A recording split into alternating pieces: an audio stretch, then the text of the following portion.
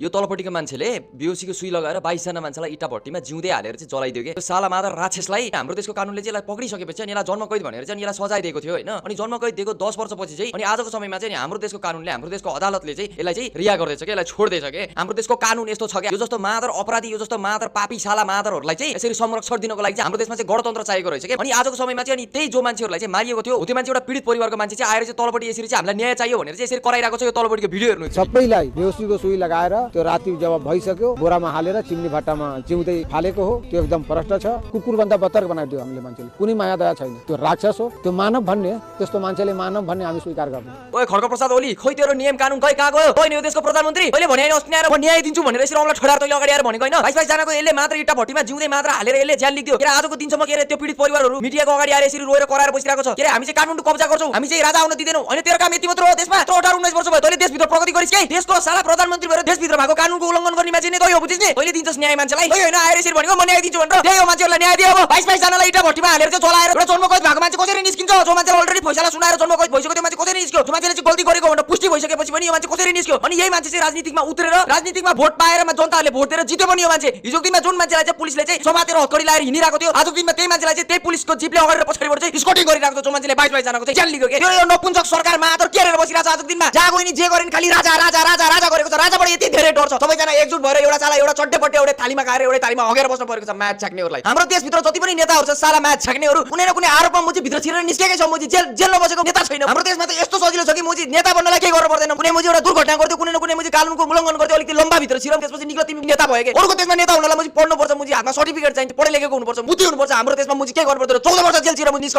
तिमी मुजी देशको प्रधानमन्त्री हुन्छौ। राजा हुने कुराले गर्दाखेरि मात्र सबैजना थरथर थरथर कामेर बसेको छ। सबैको मात्र कार्डबाट पसिना निस्किरहेको छ। यिनीहरूले गणतन्त्र नि कुनै जनताको लागि लिएर आइन, बुझिस् नि? यसरी नै अपराधीहरू साला मात्र चोर फटाहरूलाई चाहिँ तिनीहरूले संरक्षण गरेर राख्नको लागि जसले चाहिँ हिजोको दिनमा 22 जना मान्छेहरूलाई चाहिँ जिउँदै चलाइदियो। अनि यस्तै मान्छेहरूलाई चाहिँ बचाउनको लागि तिनीहरूले गणतन्त्र लिएर आएको अनि आफू बच्नको लागि तिनीहरूले गणतन्त्र चाहिरहेको छ। देशलाई बेचेर खाएर देशभित्र चाहिँ 27 देखि 28 खरबको चाहिँ ऋण बनाउनको लागि तिनीहरूलाई गणतन्त्र चाहिएको रहेछ के। त्यही भएर तिनीहरूलाई यो गणतन्त्र यति धेरै प्यारो छ कि भोलिको दिनमा यो गणतन्त्र भएन भने चाहिँ हामी सुरक्षित हुँदैनौँ भन्ने चिजको तिनीहरूलाई यति धेरै डर छ कि आजको दिनमा। अझै पनि नेपाली जनता यही गणतन्त्रमा भर परेर यो चोर फटा भ्रष्टाचारीहरूले दिएको 500 रुपैयाँ पैसा 2 बोतल रक्सी र एक थाल भातमा बितेर हिँड्यो भने यिनीहरूले हाम्रो देश सरलके पारेर बेचेर खाइदिन्छ के। यत्रो 18-19 वर्ष भइसक्यो मादर एउटा देशलाई विकास गर्न 18-19 वर्ष लाग्छ। त्यसको आधा भन्दा युवा मुझे आफ्नो देश छोडेर अर्काको देशमा गएर श्रम गरेर पसिना बगाएर चाहिँ देशमा रेमिटेन्स पठाएको छ। त्यही रेमिटेन्सबाट हाम्रो देश चलिरहेको छ आजको दिनमा। अलिकति लाज शरम भन्ने चिज लाग्दैन? 18-19 वर्ष भइसक्यो त्यो पदमा बसेको। अनि स्टेजमा चढेपछि गणतन्त्र दिवसमा चाहिँ यो गणतन्त्रमा हामीले गर्दा तपाईले बोल्न पाउनु भएको छ रे, हामी नपाएको भए तपाईले आजको दिनमा चाहिँ खुलेआम चाहिँ सरकारको विरोध गर्न सक्नुहुन्थेन रे। विरोध गर्न परेन, सरकारले काम नगरेपछि विरोध गर्न परेन। तेरो गणतन्त्रले गर्दाखेरि विरोध गर्न पाएको हैन त, तेरो सरकारले काम गरेर नदेखाएको भएर विरोध गर्यो। यस्तो झ्याक्ने गणतन्त्र भएर देश बनेको जस्तो हुन्छ भने यस्तो गणतन्त्र मात्र कुमा पुसेर फाल्दै मुझे यस्तो गणतन्त्र चाहिएन जाठो। यो भन्दा त बरु देशमा राणा शासन आउँछ भने बरु त्यो बरु स्वीकार छ हैन। तर यस्तो गणतन्त्र जानिर चाहिँ दोमन शासन फैलेको छ, जानिर चाहिँ एउटा सर्वसाधारण चाहिँ एउटा चाहिँ कुनै पनि नेता वा सरकारको विरुद्ध बोल्दाखेरि चाहिँ त्यसलाई समातिन्छ, कुटिन्छ, पिटिन्छ, त्यो मान्छेको घरमा पुलिस पठाइन्छ भन्ने यस्तो गणतन्त्र हामीलाई चाहिएन। जुन गणतन्त्रमा चाहिँ एउटा चाहिँ हत्यारालाई चाहिँ यो गणतन्त्रले चाहिँ संरक्षण गर्छ। अनि त्यही 22 जना मध्येको चाहिँ एकजना पीडितको परिवार चाहिँ आएर चाहिँ यसरी चाहिँ मिडियामा रोएर बसिरहेको छ के हामीलाई न्याय चाहियो भनेर। अनि यही जाटो साला मात्र भ्रष्ट नेताहरू आएर भन्छ हामी तपाईलाई न्याय दिन्छौँ रे। देशको खोला नालादेखि लिएर देशको सिमानासम्म सबै कुरा थिचोमिचो गरेर यिनीहरूले बेचेर खाएर सकाइदिसक्यो। अनि आएर सोध्यो भने हामीले देश विकास गरेका छौँ रे। देशभित्र भएको कल कारखाना त साला मात्र राजा मरिसकेपछि राजाले आफ्नो राजगद्दी छोडिसकेपछि यो सबै कुरा तिनीहरूले बेचेर खाइसके। अरू केही बेच्न बाँकी साला मात्र अब देशभित्र भएको ढुङ्गा माटो मात्र बाँकी छ बेच्नको लागि, त्यो पनि बेचेर खाइदिने हो। अब त उमेर ढल्केर मर्ने बेला भइसक्यो, साला कालाउने बेला भइसक्यो के। अनि 2 सालमा राम्रो काम त गरेर जा यार। आजको दिनमा तिनीहरूलाई 2 खुट्टा उभिएर जनताको बीचमा जानलाई डर छ। तिनीहरू जहाँनिर जनता हुन्छ त्यहाँनिर तिनीहरू मात्र आर्मी र पुलिसले घेरेर बसेको हुन्छ। एकचोटि जनताको बीचमा गएर सोध एकचोटि, अनि त्यसपछि थाहा पाउँछ कतिको दमन र शासन र कतिको दुःख दिएको छ तिनीहरूले जनतालाई भनेर। राजा त 1 आउनुपर्छ, 2 आउनुपर्छ, 3 आउनुपर्छ। र यिनीहरू जस्तो पापी साला अपराधीहरू भ्रष्टाचारीहरूलाई चाहिँ समातेर भित्र कोच्नको लागि भए पनि हामीले हाम्रो देशमा राजा फिर्ता ल्याउनुपर्छ। र आन्दोलन सफल होस् र सबैजनाले चाहिँ पशुपतिनाथ भगवानले चाहिँ आशीर्वाद दिउन्, सबैलाई शक्ति दिउन् र हाम्रो देशमा चाहिँ राष्ट्र संस्था फिर्ता ल्याउनुपर्छ। र यिनीहरू जस्तो अपराधीहरूलाई चाहिँ यिनीहरूले गरेको गल्तीको लागि चाहिँ सजाय दिनुपर्छ। नेपाल चाहिँ राजतन्त्र।